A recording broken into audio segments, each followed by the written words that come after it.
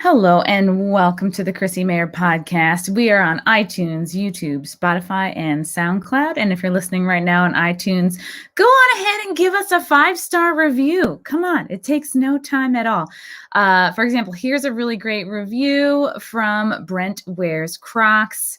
Dang, this podcast is sweet, but she doesn't even like Mountain Dew that much, but she's hella based. So rock on, brother.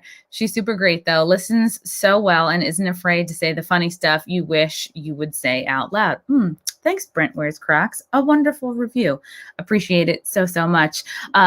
Yes, this episode is brought to you by Cushy Dreams. You know them. You love them. They're my favorite CBD product seller.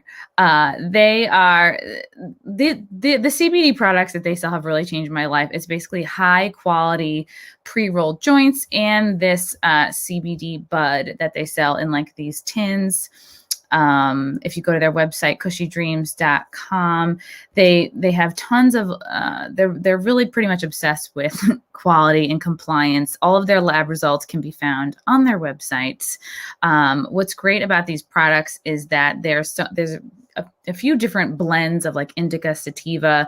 They have different names called Dream, Relaxed, Energy, Hustle. So really whatever you want to do with your day, if you kind of want to like rev up or if you want to chill out, there is a CBD strain for you.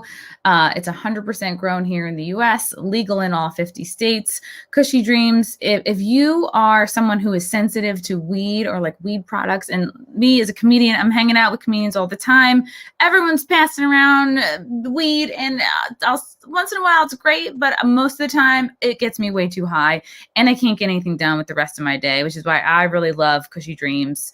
And I love their pre-rolled joints. I just take like a couple of pulls and within a few minutes, my mind and body are so relaxed and it's really a game changer for me. And I still have like the clarity to go about my day and get things done.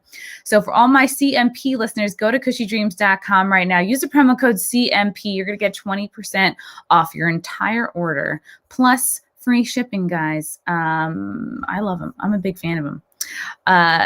Got some stand-up dates to promote. This is very exciting. I'm going to be in New Jersey in a couple weeks. Comedians of the Compound is coming to Tiff's Ale House in Morris Plains, New Jersey. Then I'm coming to you in Florida, April 30th, the Boca Black Box in Boca Raton, Florida. May 1st, Lake Park Black Box in Palm Beach, Florida. Then Comedians of the Compound are coming back to Austin, Texas, May 14th and 15th, the Big Laugh Comedy Club there. And then I've got more dates coming to Appleton, Wisconsin, Oklahoma City, Zanies in Nashville. Lots of dates. All of the details you can find on my website, chrissiemayr.com. Please go there for ticket details. And if I mentioned a city that you live in that you want me to come do stand-up at, just hit me up. Tag me on Twitter. Follow me on social media. You know what to do, guys. This episode is also brought to you by Lucy.co. Guys, it's 2021. I really hope you're still not smoking cigarettes. I really, really hope so. Lucy.co. Join the men and women who are sick of their vapes, sick of their dip. Dip is even more disgusting. Lucy.co. These products were engineered for people, not patients. Lucy Nicotine is a company founded by Caltech scientists and former smokers looking for a better and cleaner nicotine alternative. Finally, tobacco alternatives that don't suck. This nicotine gum has 4 milligrams of nicotine. It comes in 3 great flavors. I've had them all: wintergreen, cinnamon, and pomegranate. They also have a lozenge with 4 milligrams and a cherry ice flavor. It's convenient, discreet. All these products can be enjoyed anywhere, on the go, on flights, even in the gym. You got to unplug the vape, guys. This is like, we got to get rid of it. We got to kick the cigarettes. This is a real deal. A subscription to Lucy comes directly to your door every month. It's so simple. You don't have to leave your house because Lucy has delivery down. And for all my CMP listeners, go to lucy.co, use the promo code CMP. You're going to get 20% off all products, including gum and lozenges. That's lucy.co, and use the promo code CMP at checkout. Also, I have to give this disclaimer. Warning, this product contains nicotine derived from tobacco, and nicotine is an addictive chemical. Do you know what also is addictive? Savings. So go to lucy.co, use the promo code CMP, get your 20% off. Did I mention I was going to do stand-up? Yeah, I mentioned all that. Guys, this is exciting. I know we're doing this live. This is very, very special because we have a big guest today. So I was like, let's go live. Why not? Why not? I'm so excited. I'm so excited to have her. I have known of her. I mean, if you've been living under a rock, maybe you have not heard of this gal. But as soon as she sort of came into the limelight, I have been following her story and kind of just checking in on her here and there without her knowing. I've just been sort of checking in. But she's here to chat with me today. She is the author of Left Out: When the Truth Doesn't Fit In. Tara Reade, how are you? I am good. I am good. Just fresh from seeing my horse. It's Sunday, so yeah, and enjoying that. He's a little guy I adopted about 5 years ago. How do you adopt a horse? There's rescues, and I prefer to adopt than buy because I think it was 37,000 horses went to slaughter last year alone. Oh my God. It's really good to adopt, just like it is dogs and cats. But thank you for having me. You are amazingly funny, and I'm so happy to hear you're on the road and you're doing comedy. Yay! Yes, trying. It's been tricky, you know. Like all comedians have been dealing with the last year or so very differently. Some people haven't been able to get up at all. Some people, such as myself, I've been really grateful and fortunate. We're doing secret shows in backyards. Some people are up on roofs in New York City doing comedy. But it feels really good to get back on the road. And I'm doing this big tour. I'm doing a lot of dates by myself, also some dates with Tim Young, who's another comedian he's also a political personality. But sometimes it's good to have a man around. No, he's true, especially if they're nice and they're cool. They're cool. Tara, this is so exciting. So, I mean, we've all had, most people have had everyone's had a crazy last year. A lot of people have had a crazy last 4 years. I know a lot of people generally have been rooting for Trump to fail, just in general, after 4 years of kind of just nonstop. I mean, let's be honest, most of our politicians are kind of trash. And I can't remember my lifetime ever being really excited about a politician of any kind until maybe 2 years ago. Larry Sharpe, who ran for governor of New York, I was like, wow, this is a nice guy, because I had met him. And normally most people don't have any opinion at all about politics. And while most people were rooting for Trump to fail and rooting for Biden to win, you were kind of going through your own kind of, I'm sure, separate hell. And at this point, if you haven't heard of Tara Reade, I would say, when did you first come out with your story? And again, the details are all out there. You can hear, go to 60 Minutes if you really want and hear her interview. But just to recap for anybody who hasn't heard of you, when did you kind of originally come out with your story about your experience with Joe Biden? Well, actually, it was 2 years this month. I came out about the sexual harassment to a local paper. I was in a writers group, and one of them was a publisher, actually, and then introduced me to the reporter because he saw something I wrote, and he was like, would you be willing to talk to a reporter? And I was really wanting to come forward, but afraid to. And then I saw, Lucy Flores standing up very bravely and then getting kind of torn to shreds, along with the other 6 women that talked about being uncomfortable with their encounters with Joe Biden and him being very, actually just sexually harassing, unwanted touching. That's what it is. And so I decided to go ahead and come forward. I was going to try to tell the whole story, got shut down, got scared, immediately was called a Russian agent. By whom? Just a writer from The Atlantic called me that, and a couple other, the Daily Dot. And it was just all over online. And then it went viral kind of. And then I wanted protection. So I tried to go to Time's Up. And right around January, and there was rumors that Biden was going to, drop out. And so I was like, well, it doesn't matter to me. I simply want to get this story forward, but I want, some legal counsel. I want some protection. and that didn't work out. Ryan Grimm exposed Time's Up. Anita Dunn was working for the Joe Biden campaign, didn't tell me. The Time's Up didn't tell me that this was happening. There was a conflict of interest. So that was really, kind of a horrible kind of experience. So then finally, I was able to come forward on the Katie Halper show. And when that went viral, then there was like a kind of a delay of like 36 days or like a month. And then, and then the media pounce. That was like that sweet, like blonde girl. She had like, was that who you were talking about? Was she like blonde? I'm trying to think of like which, I've seen like so many interviews, but I'm just the Katie Halper interview. Halper's a podcaster. Okay. He's a great show. Katie Halper. She also does a Useful Idiots with Matt Taibbi for Rolling Stone. And I think Rolling Stone. Okay. And now they're just doing their own thing. But yeah, check her out. Katie Halper's great. And then Megyn Kelly actually was the person who stepped up and did my full real interview where you can get the details. And that was an amazing experience. She really asked tough questions, but she's very trauma informed.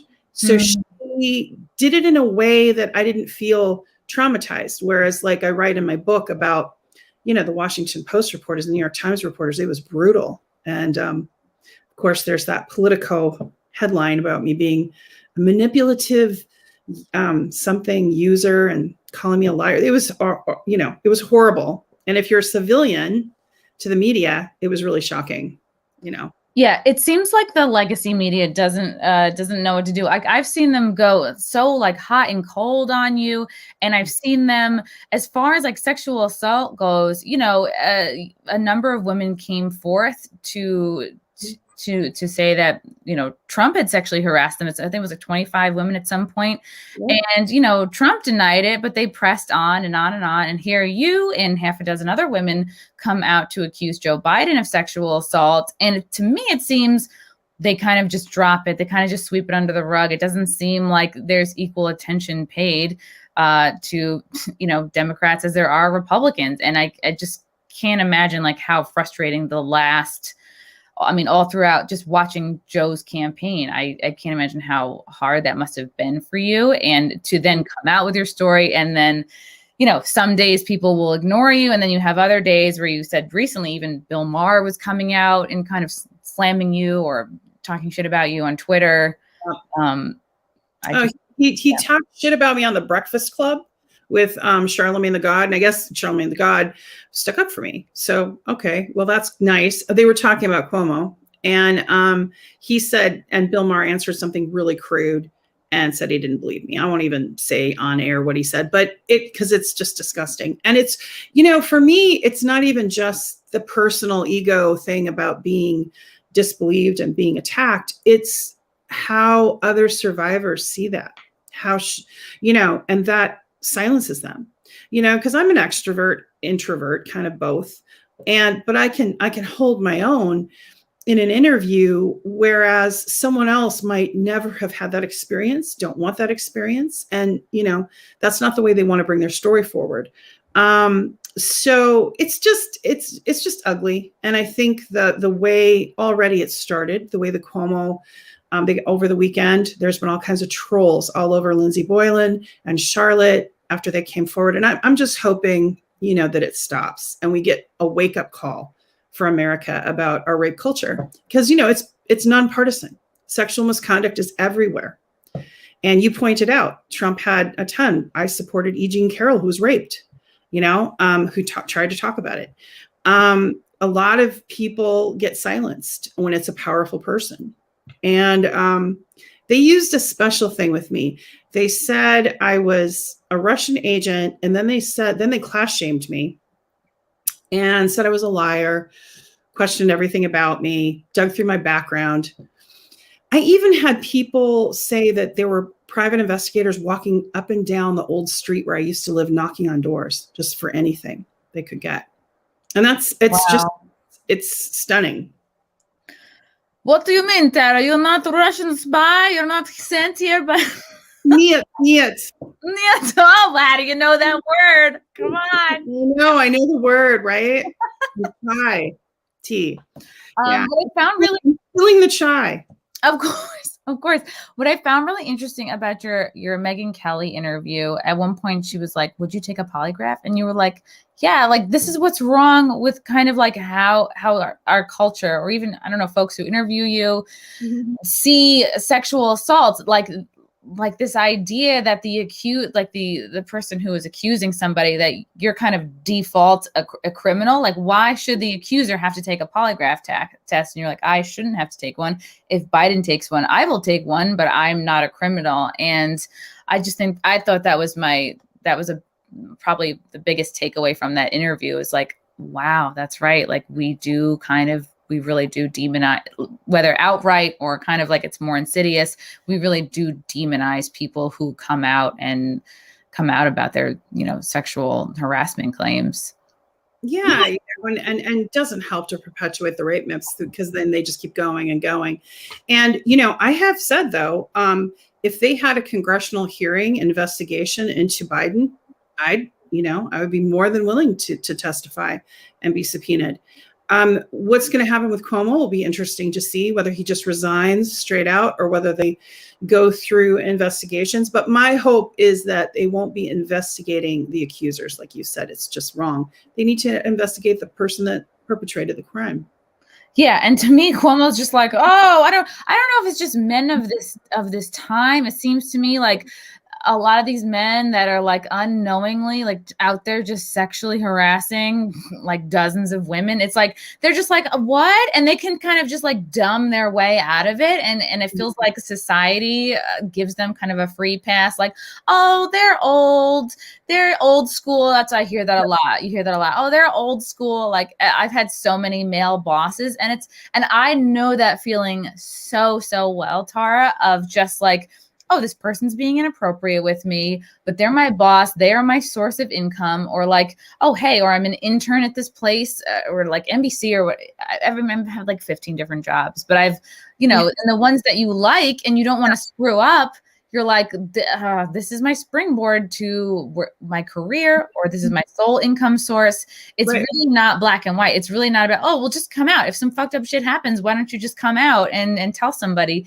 And I'm Right. sure people give you crap for, I think at the time you confided in like just your mother and maybe like your one other friend, and And my brother. Yeah. and your brother.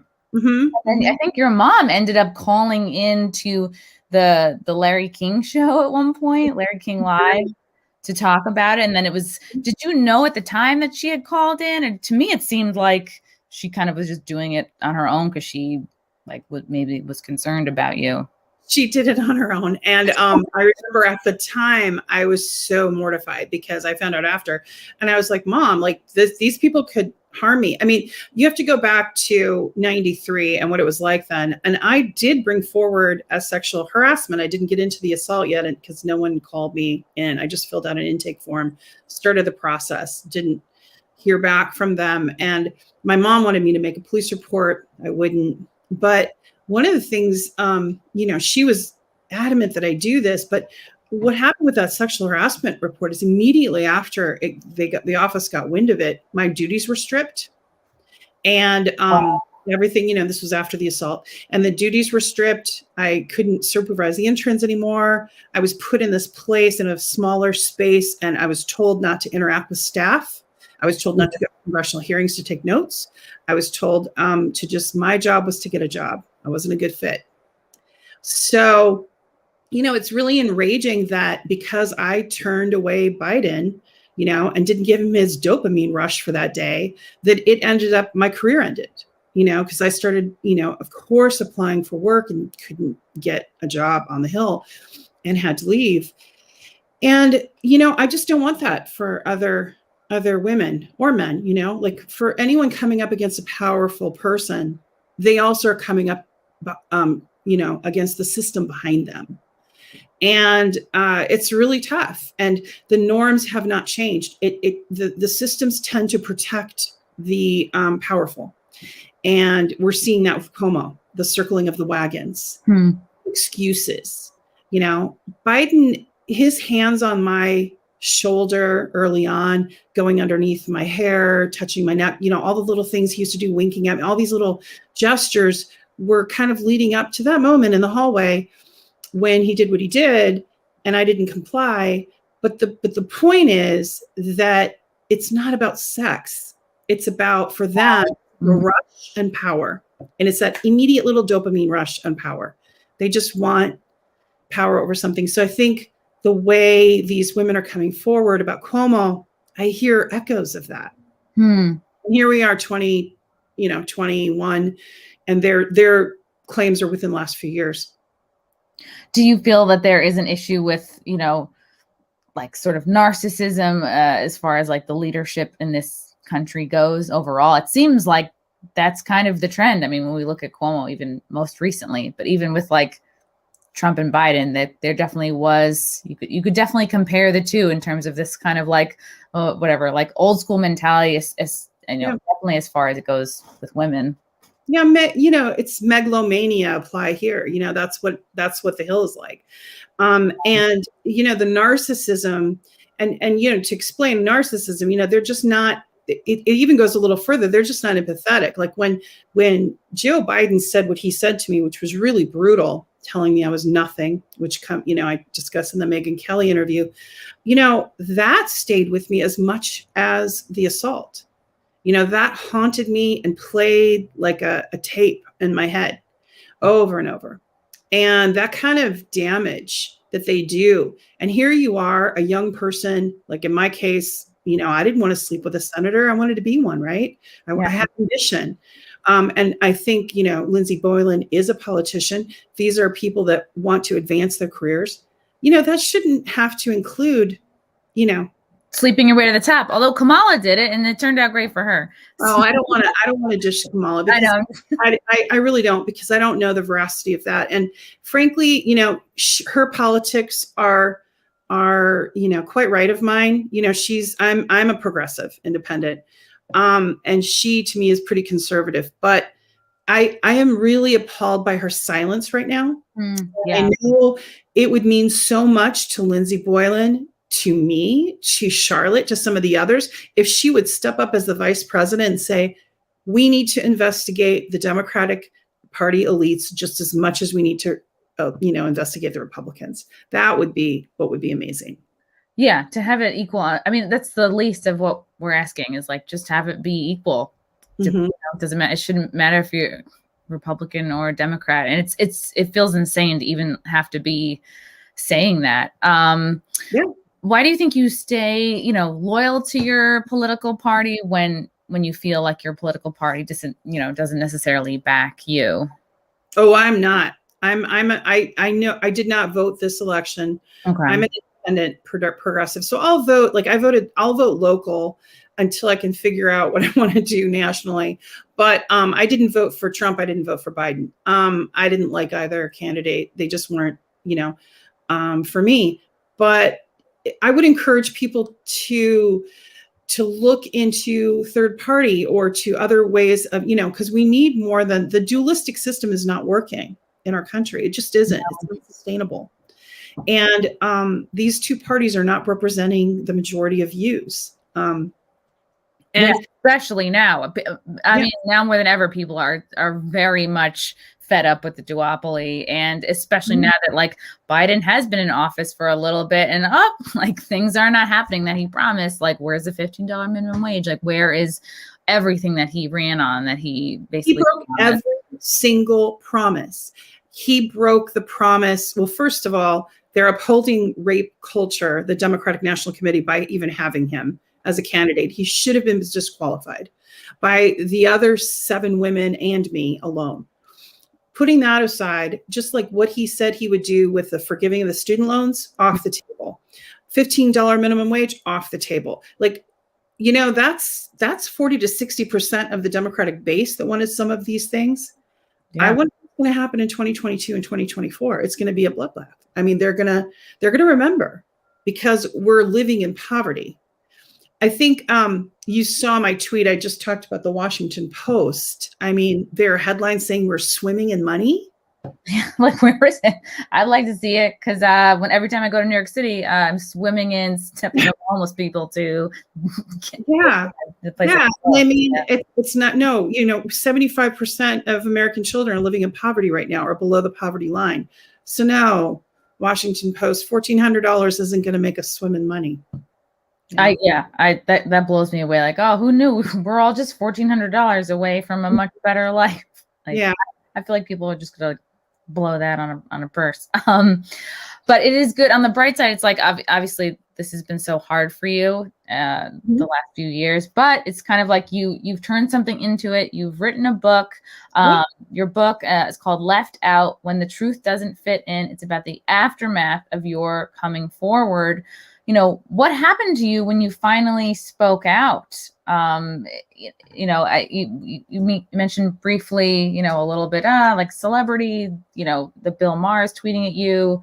And anybody else? Was it more kind of like coming? It was celebrity or over Rosanna Arquette, whom I don't know, and decided that she would tweet out about me and said there was an investigation. And what shocks me about that is that's a lie. There was no investigation into Biden. So she actually just tweeted a lie. But like, she'll do it, I guess, for their party. Patricia Arquette was more brutal. She said, oh, Tara's story keeps changing. So you have these celebs with their big platforms. Deborah Messing said I stole from a horse nonprofit. And I just fired back and said, that's slander. That never happened. That's not true. And I would never do that. And she immediately removed the tweet, but it went all over. The New York Times accidentally posted my social security number. They posted my congressional ID in the first story on Easter Sunday. That was shocking. I mean, it was a barrage of, and then, Stacey Abrams coming out and saying she didn't believe me and just following the Biden, talking points during the campaign. Yeah, so I won't be going back to the Democratic Party. There's no question. But what was really shocking to me is I didn't know about the collusion between the Democratic National Committee and CAA talent agency. And a lot, that's Joe Biden's talent agency. And a lot of the celebs that you see belong to that, including Alyssa Milano, who, tout him. And which is insane. Like that, I mean, you can't take her seriously. It's like she was the biggest voice for Me Too, and then just yeah. And so was Kamala Harris. Like, came out so hard on Kavanaugh, and he went to the Supreme. For going to the Supreme Court. Where was she on Joe Biden? I mean, when she was running against him in the primaries, like fully confident on calling him out, and then what happens when she becomes his VP? It's like, oh, we're pretending like she never said those things. It's got to be frustrating. And I truly never realized the link between celebrities and Hollywood and the Democratic Party. Like that, I was not aware of that fully until like really the last like year or two. I was like, oh wow, it's really hard to take any of these like celebrities speaking out seriously, because it's like, oh, how much are they paying you? Like, to me, it's just like a regular person not in that world. Like, yeah, I'm a comedian, but I'm not in that Hollywood world. It's like, it's almost like if you're a celebrity, like, come on, like, it's just so you look like you're being paid off. Like it's just, it doesn't look like that these are your real feelings. Well, I know. I mean, just kind of our media is filled with that right now. I think Rachel Maddow, what she makes like $33,000 per episode or per day, to just spew like bigotry and hatred towards Russia, which is, ridiculous. And then you have, who I was really lucky to have Rose McGowan support. So I want to talk about that. Yes. I was just going to ask you about that. She wrote the foreword to your book. How did she get involved with you? Did she come to you after you spoke up? She came to me through another Weinstein survivor, and some of the Weinstein survivors, the silence breakers, as we call them, supported me behind the scenes, but didn't want to be public because of all the trolling I was getting and being attacked. They did, could affect them. So anyway, one of them gave Rose my number because I'm kind of hard to find. And then she called me, and it was really like cool water on a hot day, because I was feeling so alone and so scared. And, we were isolating because of COVID. And so I'm by myself with my cats, and then all these people are like getting death threats and all this shit's happening. And then she calls and just says, "I believe you." And that's the first thing she said to me. "I believe you." And it was okay. I didn't have to she did vet my story. She looked into it on her own and did whatever, but she didn't put me through the ringer. And she made me feel empowered, and she also gave me really solid advice. So and when was this? So this sounds like it was right away. It was lockdown. Yeah. Right as I came out. I think it was May, probably after the Katie outburst. Okay. It was when I was getting attacked, in the midst of, it's all a kind of a time blur now, to be honest. And how were you dealing with the trolls? I mean, I am so familiar with trolls. I haven't gone through anything like what you've gone through, but I'll get shit over a joke, a tweet. I feel like it's helped me have a bit of a thicker skin, but I know it's you're not in entertainment. It's you never should have been, those things should have never happened to you. It's nothing can prepare you for that event. And then I feel like nothing can prepare you for the amount of trolling. So I just, what kind of, what helped you get through this? Rage, actually. Just rage. Yeah. Rage. Old-fashioned rage. If you look through some of my tweets, it's ooh, if she runs for office, that one probably isn't going to be good. I'm joking, but truly, I in fact, I have a friend now who helps me so I don't rage tweet. But yeah, it really, I just kind of went at him. I fought back. And I was up against an army, and now, I protect myself legally, because some of them get offline and they actually call my friends, call my home. One troll that I had posed as a reporter and wasn't really a reporter, was some nurse from the Midwest, crazy as all get out, and was calling friends of mine and people, getting all this information and then trolling me. And it was really ugly. And, I was on the verge of getting a restraining order, and then it finally, died down a little. But, I think the best thing to do is just ignore and move on. But it was really hard for my daughter. I mean, they went after my daughter as well. Jesus. She's had to get a restraining order, which is now in process. It was accepted and against someone, and I don't want to get into that, but yeah, it's been pretty intense. And I just kind of look at it as there is another tactic to try to silence me. So absolutely, keep it coming, and I'm going to keep pushing, because this can't work for people. This can't work to silence survivors, and I won't let it. Good. And it's if you're the example, you're the person who doesn't take it and you keep going, then it's very empowering to others who are going through the same thing, because you really don't know how many people are following you and how many people are inspired by you. And we're getting a lot of really positive comments. I know I'm going to shout out these comments. Okay.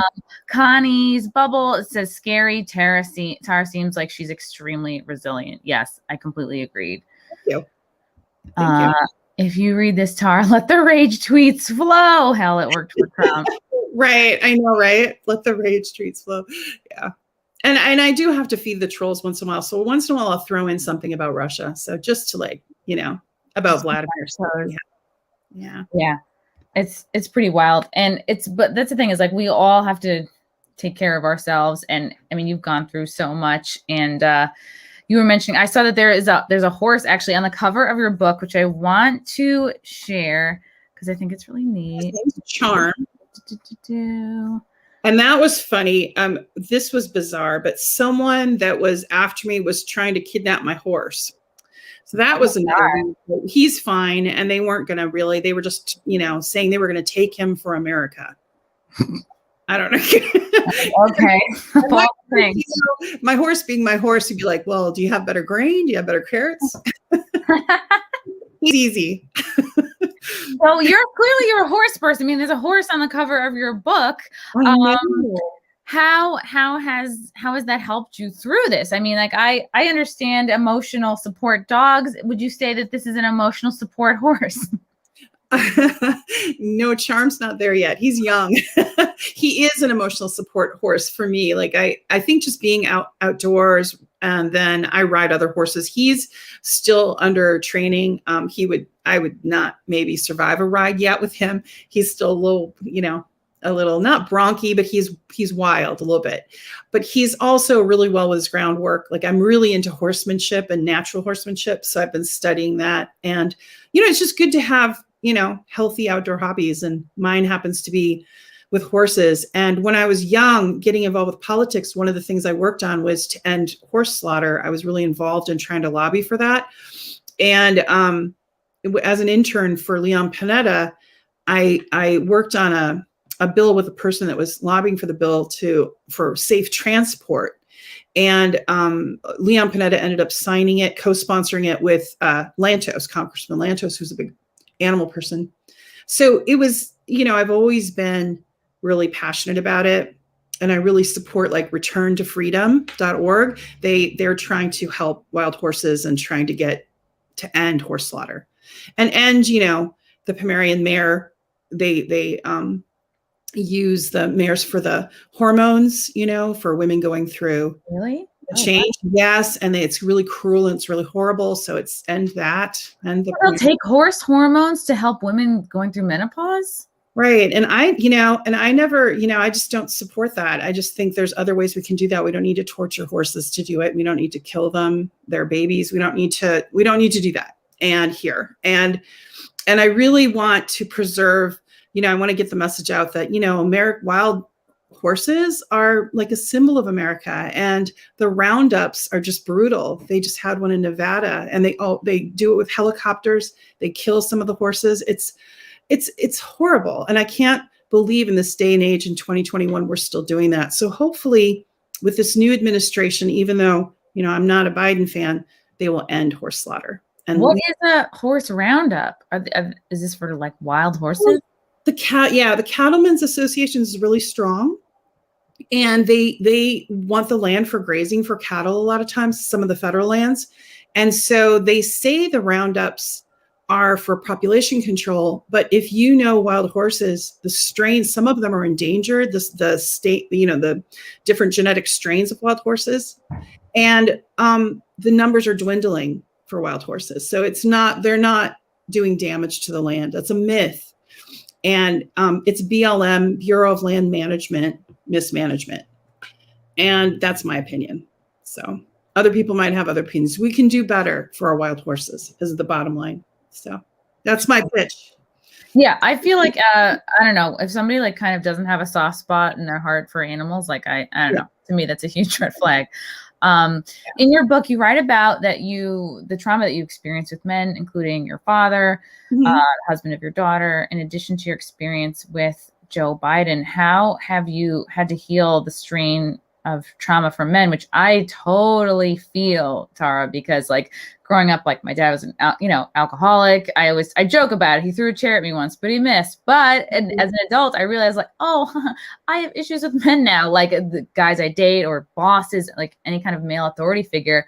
I know that like it's really this thing. If I feel like I'm being yelled at, like I freeze. Like a normal person would not react that way, but what happens to us, like these are traumatic events. So, how have you sort of helped to heal yourself?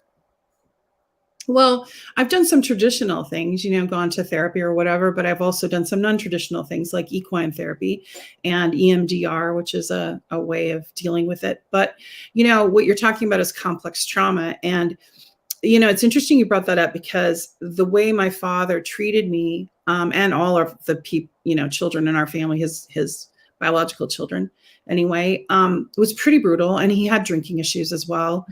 And they got worse, but he was pretty cold in general because he didn't want children really. Wow. And that was clear. So that there was that rejection early on. And so but I had a balance because my older brother, Michael, was way older than me, like 13 years older. And he was very protective and loving. I had another brother, Brent, same. And my younger brother, there's such good men in my family and cousins that I had some really good examples too. But my first boyfriend that I had for almost 10 years, he was wonderful. And I would say it was when I experienced Joe Biden, that authority figure, that was really, hard. I looked up to him. He was my father's age. I just thought he was safe. I thought he was going to be a mentor, or I thought at least his office would be a mentoring type experience. Like a teacher or somebody you're like, oh, I trust this person. They're just so much older. Like, it's not even on the table. Like yeah, I just didn't think of him that way. I was dating boys my own age. And so that was really, really shocking. And then at the same time, I met who is now my ex-husband, who I think I would not have gone off with was I not so vulnerable. But it's like there's this comedian, and I'm blanking on her name right now, but she talked about it really well. She said, imagine there's a lion, and imagine the lion's male and hunting. And there's this gazelle going 100 miles an hour saying, I have a career and I don't have daddy issues. And then there's this other gazelle limping. And what does the tiger, the lion do? Pounce, right? It's like, and I'm not funny, so it doesn't seem, I'm building in a really funny limping tart. No. But it's a great bit. But my point is that I was vulnerable. And so during that, that's what happened. So, yeah. So we lost our host. So I'm going to keep going while we are live. A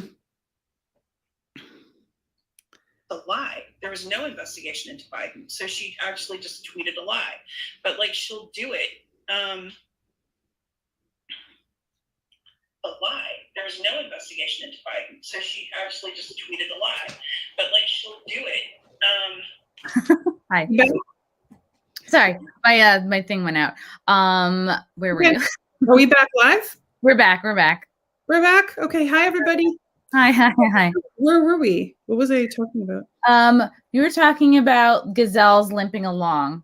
I was trying to do a comedian bit without making it funny, and then making it funny and not really being funny. I know. It was like a thing within a thing, right? Now, what the gazelle thing was just being that predators, I think, sense when there's vulnerability. They know, and Biden knew I was alone on the East Coast. He knew that much, right? I didn't have a lot. I wasn't an East Coast family. I was from the West Coast. I was obviously, there was something about me that made him feel like he could do what he did. Same thing with my ex-husband. He kind of knew. And in fact, he told me later, he said, I knew when I met you. Bless you. I feel like men kind of sense that, I think of all the horrible guys I've dated. It's like, they kind of know she's probably not going to stick up for herself. Cause they kind of, I think, test early on, and they take advantage of, and that's the thing when you have the most toxic pairings, it's someone like you or I, it's who've had this experience in the past. We're kind of we leave ourselves vulnerable to being taken advantage of. And then you pair it with a guy who kind of takes too many liberties, has no boundaries. And right. This is how it happens. Right. What have you had to teach your daughter about abusive men? Have you been able to, kind of turn this into a way to kind of pass on your wisdom to her? Sometimes she's more wise than I am. She actually has the most amazing relationship and has been in that relationship for a while. And they're really good partners, and they're, more importantly, they're best friends. And I think, what I tried to demonstrate with her through my life was just, what I did with Biden when she was an adult, about Biden speaking out about what happened when I worked for him. And because she had made the comment at the time, Mom, he's too powerful. And I was okay, now I know I have to do this. And it's for her generation, your generation, actually, because you're a little older than my daughter. But I really believe that there'll be a shift now with these conversations that are happening. I don't like the way the conversation went in my case, but I'm hoping with the women that stepped forward about Cuomo, it will get better and get better and get better. And the Me Too thing is over. I mean, that's dead. It's a hashtag, and we can't keep going with hashtags. We need to look at American rape culture as a whole and approach it, and really get our allies, male allies, really out there, protecting and demonstrating and living up to that. And we need to hold our politicians to a higher standard. Media needs to have best practices. They need to have trauma-informed reporting, and otherwise, there were two young survivors, rape survivors, they're in their 20s, both of them, that committed suicide this summer. Wow. And, journalists need to understand that when they take a tone in their article now with social media trolls become emboldened. People become emboldened by their negative takes, and they can ruin someone's life in an instant. And these were young women that didn't have, maybe the life experience to know, okay, this is horrible, but you'll get through this. Right. And you'll come out the other side. I barely did, and I have life experience behind me, and it was still excruciating at times. And it still is. I mean, I still feel, I can't tell you what it's like to be hated by half the country because they love Joe Biden for whatever reason. So, I mean, like, judging by all of his live events and like how many people would come out for everything he's there, I can't believe anybody. I mean, it's like, I don't know. I have such a hard time believing this is our like most popular president ever, most votes ever. Yeah, all of his events were like so poorly attended. So I'm just like, all right. But I like your point about male allies because, yes, there are some guys who take advantage and have no boundaries and just are toxic, but it's good to not have sweeping generalization of like, oh, all men are trash. All men are like this, like all men at a certain age, and you had a great relationship with your brothers. I did as well. My brother is like really wonderful. So even with my boyfriend now, it's like, okay, good. It's like, we do know kindness in men. How have your brothers sort of helped to be like a good example of this for you? My one brother's been married to his wife all his life. He's quiet. He doesn't discuss anything about what's going on with me. And that's, he's very private. My other brother spoke up because he was there with my mom when it happened and knew about it, and ended up being just eviscerated by the Washington Post and Newsweek. And, he doesn't like talking to the media in that way. So he's been kind of quiet, but very supportive of me. We talk almost every day. And he also has a long-term marriage with 3 kids and is a devoted dad. In fact, he said to me, I said, hey, are you going to go back out on the road? Because he's a comic. And he said, I like being with the kids, I'm gonna, but he's really treasuring his time because it's so fast, Yeah. And I just think they're awesome people, and they're people I would want to know, not just because they're my brothers, and that's nice. That's a nice feeling. If you could say if there's like one common thread that all women of domestic violence like heal from, what do you think it is that they all can kind of come together on? That it's not about them, that there's just a lot of abusive men. I don't think it's about our choices. I think, I mentioned the thing about the wounded, gazelle. But I think it's deeper than that. I think that there's just an epidemic in our culture of being violent, of normalizing violence and sexual misconduct towards women. And, and of course, I don't want to be, it's all genders, and it affects, everyone. So everyone has, that problem. But 90% right now of the statistics show, almost an egregious oppression of women in that regard, especially in intimate partner relationships. Yeah, definitely. What I'm trying to think, what was the last, either interview or what was the last kind of interview you did before the election? Do you feel like it was just like a couple months before the election, or can you remember what the last, who was the last interview was?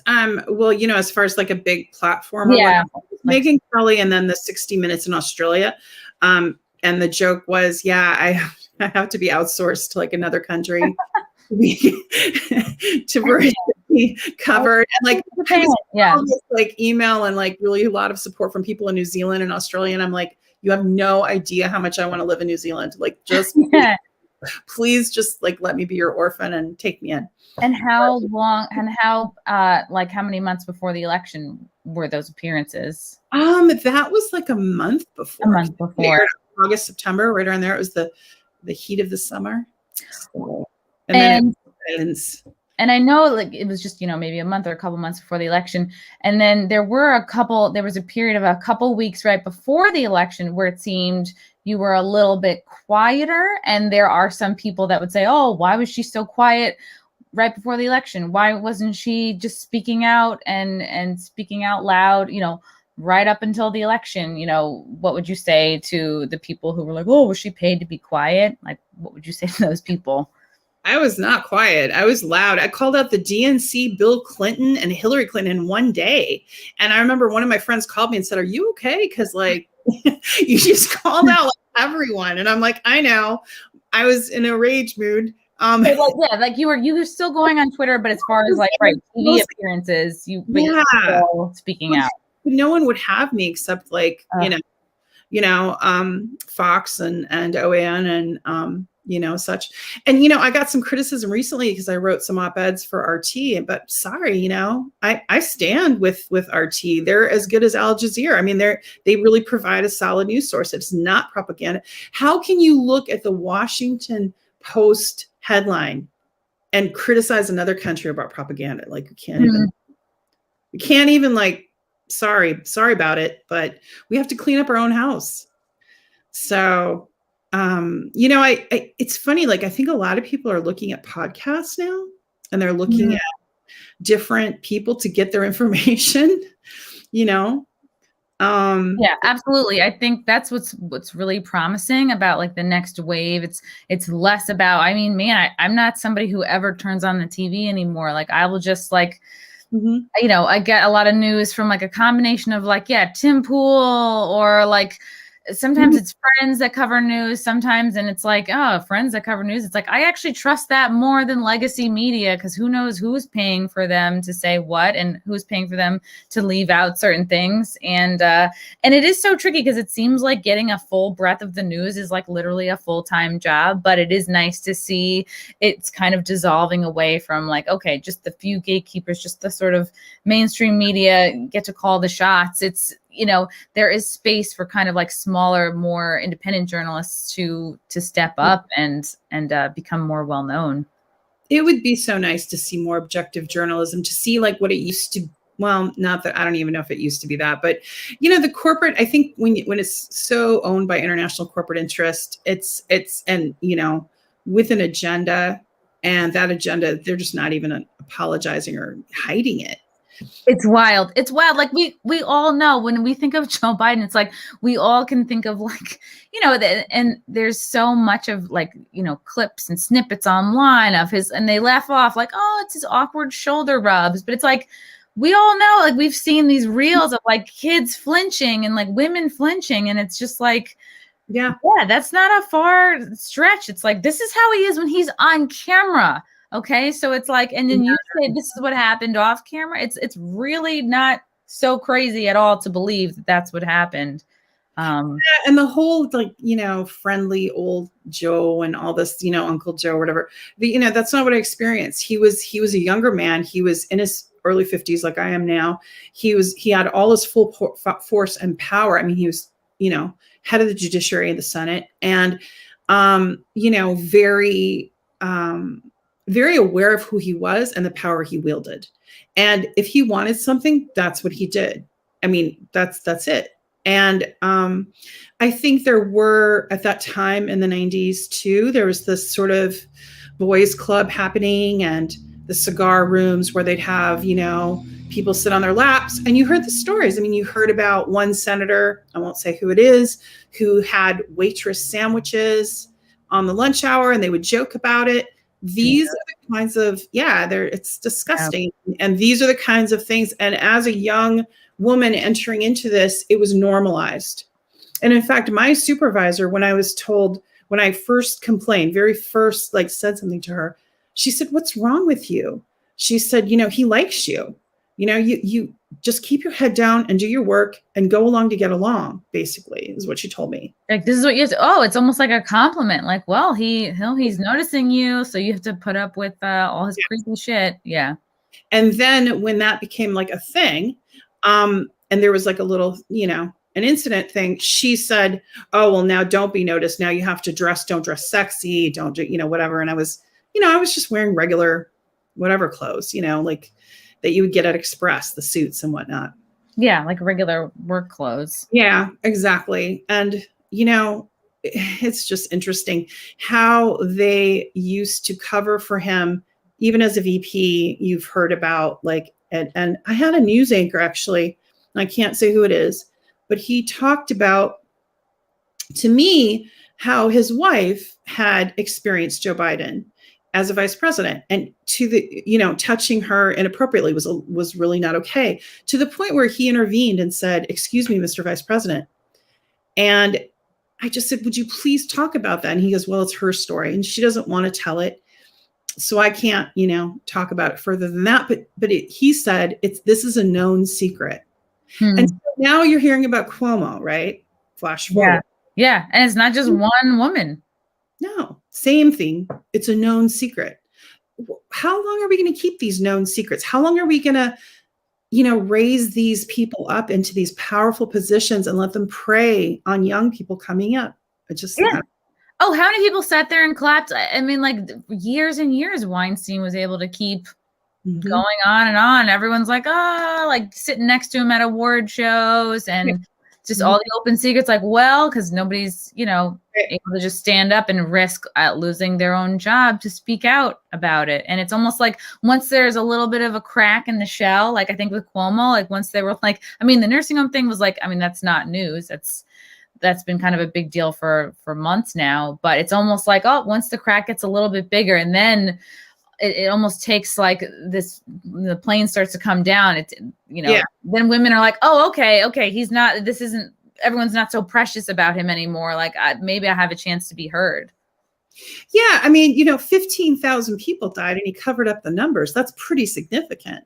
The Me Too thing is what's bringing him down, but I'm almost wondering, the cynical part of me, and I don't know if this is true, they don't want him in 2024. They want to get rid of him. So they're allowing these stories to come to the surface, because Lindsay Boylan talked about this in February and before, and no media picked it up. She finally wrote a Medium piece like I did. That's how my story came up too.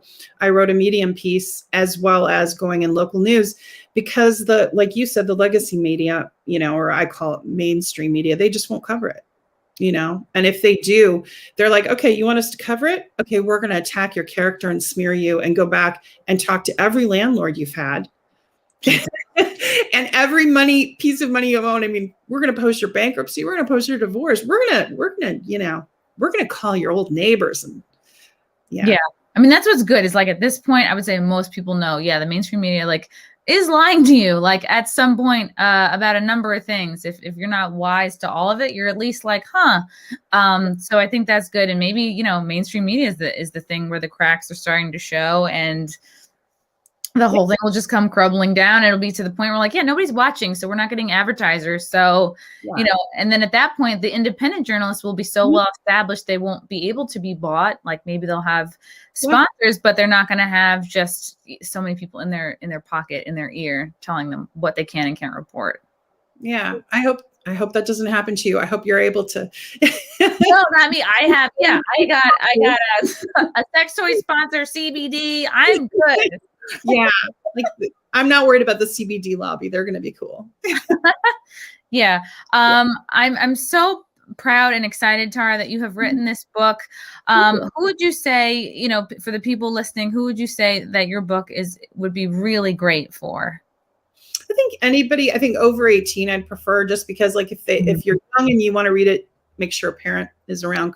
If you are a survivor, there's a little trigger warning, because there's a couple scenes, you know, in there that are talking about abuse, but it's all ages. I especially would like it if, you know, people that aren't familiar with the political process and what it's like to work in Washington, D.C. or in Hollywood, and they're interested. I talk about both because I was an actor as well. So. Oh, wow. Okay. Yeah. So please check it out. Left Out When the Truth Doesn't Fit In. And I'm doing the audiobook as well. So. Oh, you are? Oh, great. I am. Maybe we could, I'm going to have fun imitating Beth Reinhardt's voice from the Washington Post. Do her Eastern accent. Tara, this is Beth Reinhardt from the Washington Post. Oh, God. So I'll do my little voices. Oh, Thomas says, I'm buying your book, Tara. Oh, thanks, Thomas. Thank you, Thomas. I want to check through and see if there's any like interesting questions in the chat here. I know there were a lot of comments coming in, so I'm sorry if I missed them. I'm scrolling through. A lot of these comments are just fans of mine who are trying to be funny. I like it though. Okay. Yeah. I like this. Thomas again, Chrissie, I'm so happy that you talked about the on-camera creepiness of Biden and how it doesn't take a stretch of thought to believe, that what he does in private versus what we're all seeing and what he's clearly, emboldened to do just straight up on camera. Mm-hmm. Pretty icky. All right, this is good. Yeah, everyone's saying Hollywood's gay. Okay. Thanks, guys, for the comments. No, this is great. Tara, thank you so much for coming on. It was really wonderful to talk to you. I'm proud of you. This can't be easy, and I think you're an inspiration to people who have gone through this or are currently going through this and they feel alone. Where can people find you other than getting your book? Where can people find you, follow you, reach out to you? I'm on Instagram, Tara Reade Author. I'm also on Twitter at Reade Alexandra, where you can see all my rage tweets when my person I have a really great person who helps me with that, Avalon Claire, and she also did my book design, cover design. Oh, She's amazing. She also makes sure that my rage tweets don't always make it to the view. So you can check me out at Reade Alexandra. So on Twitter, and then Tara Reade, READE, author.com. So, wonderful. And I'm so excited you're doing stand-up.